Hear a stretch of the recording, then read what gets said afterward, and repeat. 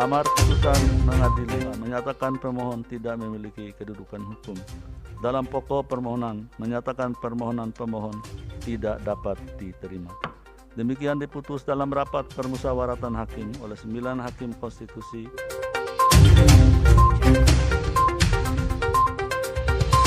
Pokok permohonan menimbang bahwa dalam pokok permohonan pemohon mendalilkan telah terjadi pelanggaran administrasi dan pelanggaran lainnya yang terstruktur, sistematis, dan masif, antara lain berupa: 1. Tidak terpenuhinya syarat pencalonan atas nama Pandiko Timotius Gultom sebagai calon bupati dan Dr. Andes Martua Sitanggang MM sebagai calon wakil bupati. 2. Penggunaan politik uang atau money politik berupa pembagian 60.000 karung beras, 60.000 ponsel, parsel dan masker, serta cindera mata atau guro ingot-ingot sebesar 900.000 sampai dengan 1 juta rupiah oleh pihak terkait di 9 kecamatan. Bahwa setelah mahkamah mendengar dan membaca secara seksama jawaban atau bantahan termohon, keterangan Bawaslu, keterangan pihak terkait, saksi pemohon bernama Ican P. Cinaga, Rumundang Lumban Siantar, Oscar Sitomorang, ahli pihak terkait bernama Marwarar Sihaan, saksi pihak terkait bernama Pahala Parulian Simbolon, Rosinta Sitanggang, dan Moan Sitomorang, yang keterangan selengkapnya termuat pada bagian duduk perkara, serta memeriksa alat bukti yang diajukan oleh para pihak, bukti P1 sampai dengan bukti P510, bukti T1 sampai dengan bukti T33, bukti Kabupaten Samosir PT01 sampai dengan bukti Kabupaten Samosir PT48, dan bukti PK1 sampai dengan bukti PK4. Dan fakta hukum yang terungkap dalam persidangan, mahkamah mempertimbangkan sebagai berikut. 1. Bahwa berkenaan dengan dalil pemohon mengenai tidak terpenuhi syarat pencalonan Pandiko Timotius Gultom sebagai calon bupati berupa kepemilikan nomor pokok wajib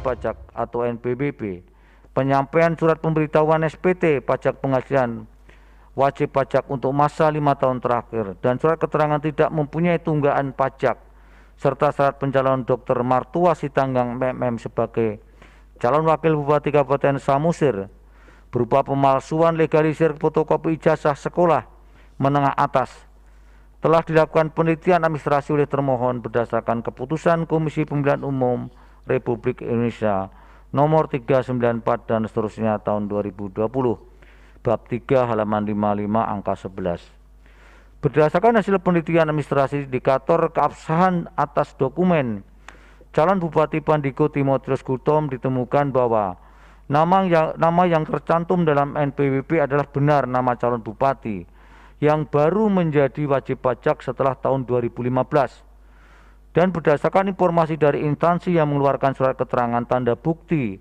tidak mempunyai tunggakan pajak telah sesuai antara nama calon dan tempat calon di mana terdaftar sebagai wajib pajak. Bida bukti T11 sama dengan bukti T13 sama dengan bukti Kap Samosir, PT19 sama dengan bukti Kabupaten Samosir, PT22. Selanjutnya berkaitan dengan keabsahan atas dokumen calon wakil Bupati Dr. Andes Martua Sitanggang MM, telah ditemukan perbedaan nama pada ijazah dengan KTP L.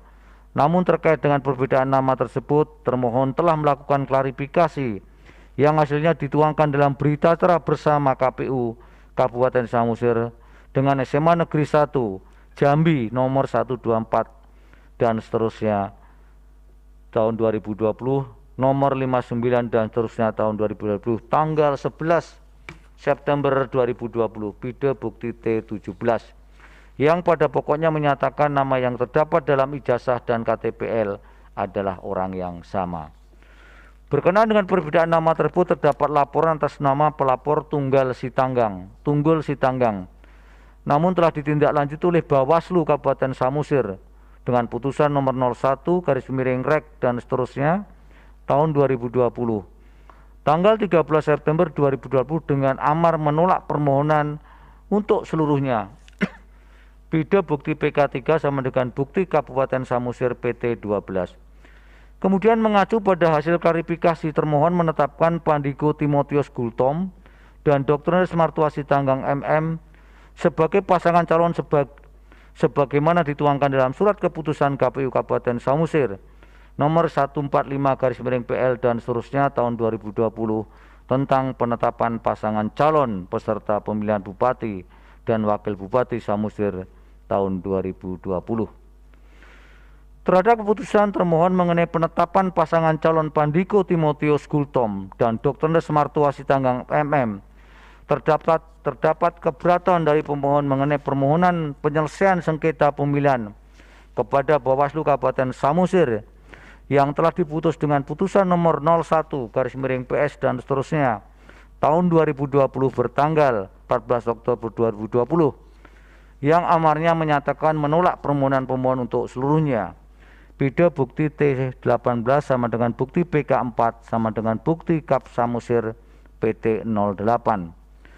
Dan terhadap putusan Bawaslu dimaksud telah dilakukan upaya hukum dengan gugatan penyelesaian sengketa tata usaha negara pemilihan Pengadilan Tinggi Tata Usaha Negara Medan dengan putusan nomor 4/G/Pilkada/2020 PT Tun Medan bertanggal 6 November 2020 yang amarnya menyatakan gugatan penggugat tidak dapat diterima.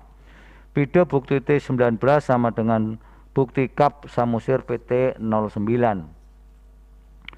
Berdasarkan pertimbangan hukum terjatuh dari pemohon mengenai tidak terpenuhnya syarat pencalonan atas nama Pandiko Timotius Gultom sebagai calon bupati dan Dr. Andes Martuasi Tanggang MM sebagai calon wakil bupati adalah tidak beralasan menurut hukum. 3. 2. Bahwa terhadap dalil pemohon selanjutnya yang berkenaan dengan penggunaan politik uang atau money politik berupa pembagian 60.000 karung beras, 60.000 parsel dan masker, serta cindera mata, togu-toguro atau ingot-ingot sebesar 900.000 sampai dengan 1 juta oleh pihak terkait di 9 kecamatan yang diperkuat oleh keterangan para saksi pemohon dalam persidangan yang pada pokoknya membenarkan adanya penggunaan politik uang oleh pihak terkait. Ternyata hanya diuraikan oleh pemohon terjadi di 8 kecamatan, yaitu Kecamatan Cianjur Mula-Mula, Kecamatan Harian, Kecamatan Onan Runggu, Kecamatan Nenggolan, Kecamatan Palipi, Kecamatan Ronggumini Huta, Kecamatan Panguruan, dan Kecamatan Simarindo. Terhadap peristiwa hukum tersebut, hasil pengawasan Bawaslu Kabupaten Samosir, terdapat laporan dugaan pelanggaran pidana oleh pelapor atas nama Anser Naibahu pada tanggal 12 November 2020 yang telah ditindaklanjuti dengan register nomor 06/Rek dan seterusnya 2020. Kemudian setelah dilakukan klarifikasi hasil kajian Bawaslu Kabupaten Samosir, tidak ditemukan unsur dugaan pelanggaran tindak pidana pemilihan dan barang bukti tidak ditemukan. Beda bukti Kap Samosir PT 11 sama dengan saksi pihak terkait atas nama Rosinta Sitanggang. Lebih lanjut, hasil kajian tersebut oleh Sentra Penegakan Hukum Terpadu Sentra Gakumdu diputus tidak memenuhi unsur-unsur dugaan pelanggaran tindak pidana pemilihan yang telah disampaikan pula kepada pelapor serta telah diumumkan pada papan pengumuman di kantor Bawaslu Kabupaten Samosir. Beda bukti PK2. Berdasarkan pertimbangan hukum tersebut di atas, Mahkamah berpendapat di samping fakta hukum dalam persidangan telah menegaskan bahwa terhadap dalil pemohon tersebut telah diselesaikan oleh Bawaslu Kabupaten Samosir dan Sentra Gakumdu dalam persidangan. Setelah mendengar keterangan para saksi dan ahli para pihak, Mahkamah juga tidak menemukan fakta hukum yang dapat meyakinkan bahwa terhadap dalil pemohon berkaitan dengan adanya penggunaan politik uang, money politik, berupa pembagian 60.000 karung beras, 60.000 parsel dan masker, serta cindera mata, togu-toguro, sebesar Rp900.000 sampai Rp1 juta oleh pihak terkait benar telah terjadi. Adapun alat bukti pemohon berupa video bukti P17 sampai dengan P19, setelah mahkamah mencermati peristiwa yang ada dalam adegan video tersebut tidak secara tegas menggambarkan adanya pembagian beras, parsel, masker, terlebih lagi pembagian uang sebagai politik uang atau money politik. Berdasarkan pertimbangan hukum tersebut di atas, dalil pemohon berkaitan dengan penggunaan uang atau money politik berupa pembagian 60.000 karung beras, 60.000 parsel, dan 60.000 masker serta cenderamata Toguro sebesar 900.000 sampai dengan 1 juta oleh pihak terkait adalah tidak beralasan menurut hukum. 3. Bahwa berkaitan dengan keterangan saksi pemohon Oscar Situmorang yang terungkap di persidangan video risalah sidang perkara nomor 100 dan seterusnya 2021 tanggal 25 Februari 2021 halaman 28, 30 sampai 30 yang menerangkan bahwa telah mengantar uang sebesar 16 miliar dari tim pemenangan Dr. Andes Martua Sitanggang yang kemudian menjadi calon wakil bupati untuk diserahkan kepada orang tua Pandiko Timotius Gultom. Mahkamah berpendapat hal tersebut tidak relevan untuk dipertimbangkan karena di samping tidak didalilkan oleh pemohon di dalam permohonan akuo, kualitas kesaksiannya pun diragukan kebenarannya, mengingat tidak didukung dengan alat bukti yang cukup yang dapat meyakinkan majelis hakim bahwa peristiwa tersebut benar-benar terjadi. Namun demikian, apabila peristiwa yang masuk dalam kategori penggunaan politik uang atau money politik atau dalam bentuk lain yang sejenisnya tersebut benar adanya dan secara hukum dapat dibuktikan, hal tersebut tidak menutup kemungkinan untuk dilakukan proses hukum lebih lanjut sesuai dengan peraturan perundang-undangan. Tidak hanya itu, pembentuk undang-undang juga dapat menampung hal-hal semacam ini sebagai bentuk pelanggaran pemilu dalam revisi undang-undang ke depan.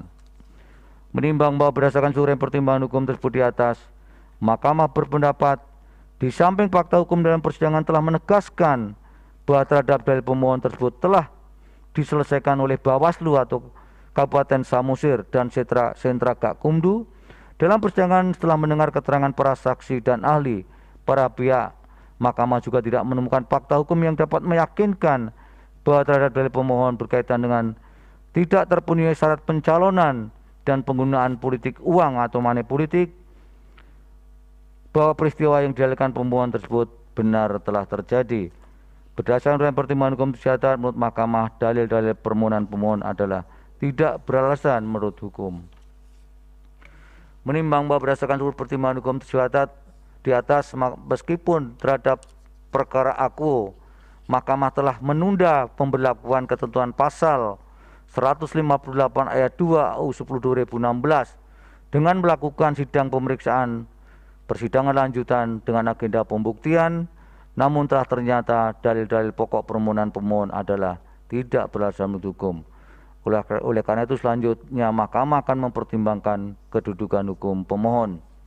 3.11 dianggap dibacakan sampai dengan 3.12.6. Bahwa jumlah perbedaan perolehan suara antara pemohon dengan pasangan calon peraih suara terbanyak adalah paling banyak 2% kali 78.638 suara. Total suara sah sama dengan 1.573 suara. Dengan demikian, selisih maksimal untuk dapat mengajukan permohonan sengketa hasil ke Mahkamah Konstitusi adalah 1.573 suara. Bahwa perolehan suara pemohon adalah 30.238 suara, sedangkan perolehan suara pihak terkait atau pasangan calon peraih suara terbanyak adalah 41.806 suara, sehingga perbedaan perolehan suara antara pemohon dan pasangan calon peraih suara terbanyak adalah 41.806 suara dikurangi 30.238 suara sama dengan 11.568 suara atau 14,7%, sehingga lebih dari 1.573 suara. Menimbang bahwa berdasarkan pertimbangan hukum di atas, Mahkamah berpendapat meskipun pemohon adalah pasangan calon bupati dan wakil bupati dalam pemilihan bupati dan wakil bupati Samosir tahun 2020, namun pemohon tidak memenuhi ketentuan pengajuan permohonan sebagaimana dimaksud dalam pasal 158 ayat 2 huruf A UU 10 2016. Oleh karena itu menurut mahkamah, pemohon tidak memiliki kedudukan hukum untuk mengajukan perkara aku. Dengan demikian eksepsi termohon dan pihak terkait bahwa pemohon tidak memiliki kedudukan hukum adalah beralasan menurut hukum. Menimbang bahwa berdasarkan seluruh pertimbangan hukum tersebut di atas, permohonan pemohon tidak memenuhi ketentuan pasal 158 ayat 2 UU 10 2016 berkenaan dengan kedudukan hukum. Andai pun pemohon memiliki kedudukan hukum untuk mengajukan permohonan aku quote non, dalil pokok permohonan pemohon telah ternyata adalah tidak beralasan menurut hukum. Menimbang boleh karena eksepsi termohon dan pihak terkait mengenai kedudukan hukum pemohon beralasan menurut hukum, maka mahkamah tidak mempertimbangkan eksepsi lain dari termohon dan pihak terkait serta pokok permohonan selebihnya. Menimbang bahwa terhadap hal-hal lain yang berkaitan dengan permohonan aku tidak dipertimbangkan lebih lanjut karena menurut mahkamah tidak ada relevansinya dan oleh karenanya harus dinyatakan pula tidak beralasan menurut hukum. Konklusi, berdasarkan penilaian atas fakta dan hukum sebagaimana diuraikan di atas, mahkamah berkesimpulan: 1. Eksepsi termohon dan pihak terkait mengenai kewenangan mahkamah tidak beralasan menurut hukum. 2. Mahkamah berwenang mengadili permohonan akuo.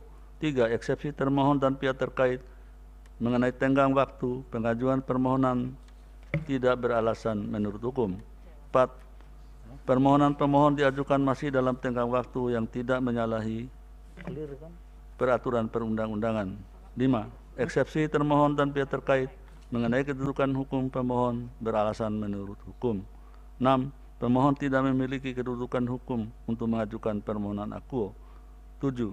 Andai pun pemohon memiliki kedudukan hukum quote non, permohonan pemohon tidak beralasan menurut hukum. 8. Eksepsi lain dari termohon, pihak terkait dan pokok permohonan selebihnya serta hal-hal lain tidak dipertimbangkan lebih lanjut.